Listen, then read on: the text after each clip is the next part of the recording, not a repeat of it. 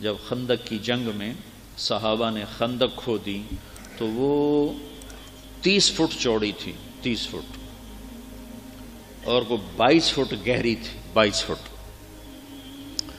تو 10,000 کا لشکر تھا، کوئی اس کھائی کو پار کرنے کی ہمت نہیں کر سکا۔ تو عمر بن عبد ود، یہ بڑا شاہ سوار تھا اور 100 جنگیں لڑ چکا تھا، اس نے پھر اپنے گھوڑے کو اٹھایا اور دوڑاتا ہوا آ کر اس نے یوں جو اس کی لگام کو کھینچا ہے تو اس کے گھوڑے نے چھلانگ لگائی تو 30 فٹ کی کھائی کو پار کر کے صحابہ کے لشکر میں جا کھڑا ہوا۔ کہنے لگا حل من مبارز، ہے کسی کو مرنے کا شوق تو آ جاؤ۔ تو سارے دم بخود ہو کے چپ کر گئے سب۔ تو حضرت علی کی عمر تھی 21 سال، وہ کھڑے ہو گئے، یا رسول اللہ میں جاتا ہوں۔ اب کہ بیٹھو، یہ عمر ہے، عمر۔ اس نے پھر کہا ہے کسی کو جنت میں جانے کا شوق جس جنت کے دعوے کرتے ہو؟ تو کوئی نہیں کھڑا ہوا۔ حضرت علی کھڑے ہوئے، یا رسول اللہ میں جاتا ہوں۔ ہم نے کہا بیٹھو، یہ عمر ہے، عمر۔ پھر تیسری دفعہ اس نے کہا کدھر گئے تمہارے جنت کے شوق؟ تو پھر حضرت علی کھڑے ہو گئے، کہا یا رسول اللہ مجھے بھیجیں۔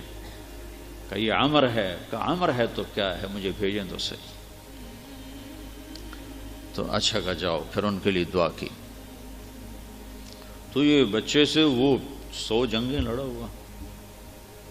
تو حضرت علی شعر پڑھا کرتے تھے، انا الذی سمتنی امی حیدرا کلیس غابات کریہ المنظرا وفیہم بالصاع کیل السندرا۔ میں وہ ہوں جس کا نام اس کی ماں نے حیدر رکھا ہے، شیر، جو جنگل کا بڑا شیر شہنشاہ ہوتا ہے، اور میری تلوار ناپ تول کے کھوپڑیاں توڑتی ہے۔ تو جب وہ آئے نا تو اس نے پہچانا نہیں، کہنے لگا کون ہو؟ کہا علی۔ کہا بن عبد مناف؟ وہ پیچھے لے گئے۔ کہا نہیں بن ابی طالب۔ کو بھتیجے تو کہاں سے آ گیا؟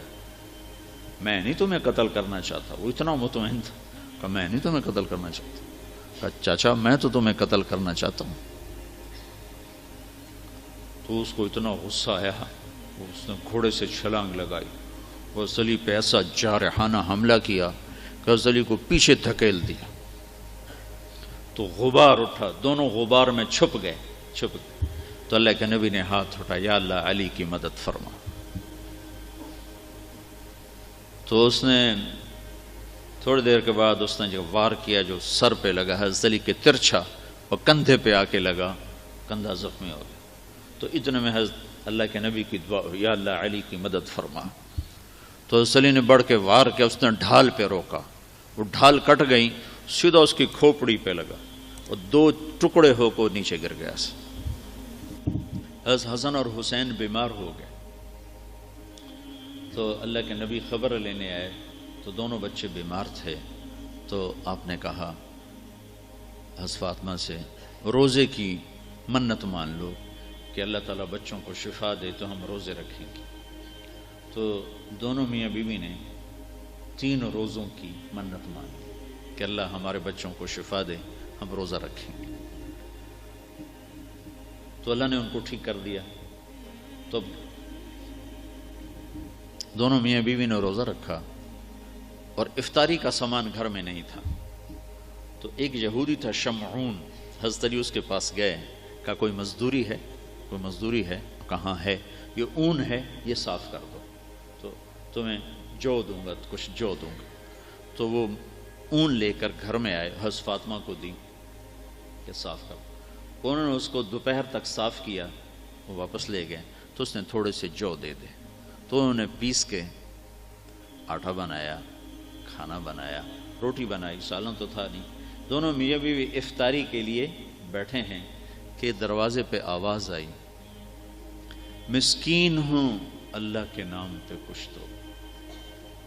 تو دونوں نے ایک دوسرے کو دیکھا، تو آدھی روٹی دے دیتے یا ایک روٹی دے دیتے، ایک خود آدھی آدھی کھا لیتے۔ دونوں روٹیاں اٹھا کے اس کو دے دیں، اور پانی پہ افطار کر لیا۔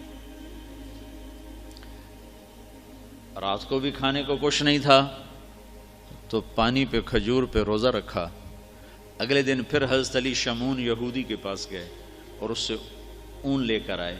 حضرت فاطمہ نے اس کو سارا دن صاف کیا، عصر سے پہلے مزدوری ملی، اس کو پیس کر آٹا بنا کر روٹی بنا کر میاں بیوی کھانے پر بیٹھے تو دروازے پہ آواز لگی، یتیم ہوں اللہ کے نام پہ کچھ دو۔ تو دونوں نے ایک دوسرے کو دیکھا اور ساری روٹیاں اٹھا کر اس کو دے دیں اور پانی پہ روزہ افطار کر لیا۔ تیسرا دن آیا، پھر وہ مزدوری کر کے روٹی تیار کی اور افطاری پر بیٹھے تو دروازے پر آواز لگی، بدر کے قیدی اس دن آزاد ہوئے، بدر کے قیدی اس دن آزاد کیے گئے۔ تو ایک قیدی دروازے پر آ گیا، قیدی ہوں ابھی چھوٹا ہوں اللہ کے نام پہ کچھ دو۔ تو دونوں میاں بیوی نے دونوں روٹیاں اٹھا کر اس کو دی تھی۔ 3 دن کے فاقے نے حضرت فاطمہ کو بستر پر گرا دیا اور بیمار ہو گئی۔ تو اللہ کے نبی حال پوچھنے آئے تو ان کے سینے پہ سر رکھ کے رونے لگی بیماری کی شدت سے۔ تو ان آنسوؤں نے جو آسمان میں ہلچل مچائی، جبریل قرآن لے کر اترا، وَيُطْعِمُونَ الطَّعَامَ عَلَى حُبِّهِ مِسْكِينًا وَيَتِيمًا وَأَسِيرًا إِنَّمَا نُطْعِمُكُمْ لِوَجْهِ۔ پوری آپ کو سنو پیچھے سے، اللہ نے کیا عزت بخشی۔ پیٹ بھرنا تو جانور کا بھی کام ہے، پیٹ ہی بھرنا رہ جائے تو جانور انسان میں کیا فرق۔ ان الابرار یشربون من کاس کان مزاجها کافورا عینا یشرب بها عباد اللہ یفجرونها تفجیرا۔ یہ میرے بندے ایک دن آنے والا ہے وہ پئیں گے جس کا انہیں تصور بھی نہیں، کافوری شراب پئیں گے۔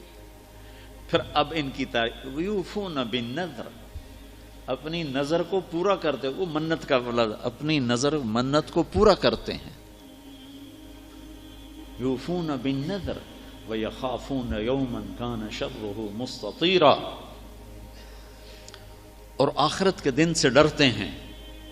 اب ان کی یہ صفت ہے، ویطعمون الطعام علی حبہ مسکینا ویتیما واسیرا، یہ خود بھوکے ہوتے ہیں، علی حبہ، خود بھوکے ہوتے ہیں اور کھلاتے ہیں مسکینوں کو، یتیموں کو اور قیدیوں کو۔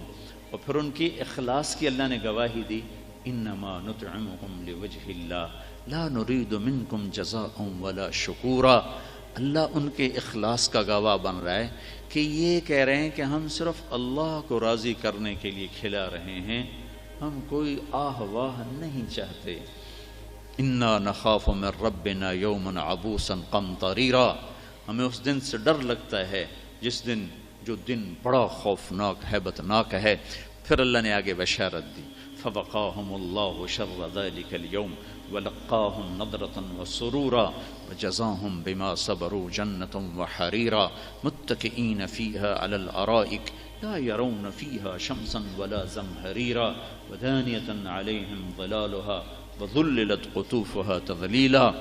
آگے تک یہ قرآن اترا کہ اللہ تعالیٰ کہ جبریل آگے پیغام لے کر کہ علی و فاطمہ کا یہ عمل ایسا پسند آیا ہے کہ عرشوں پر بھی دھوم مچ گئی ہے، اور یہ سورہ دہر کی آیات کو اتارا گیا کہ میرا رب ان کے اس عمل پر ایسا خوش ہوا ہے کہ خود کھانا خود جمع کرنا کون سی بڑی بات۔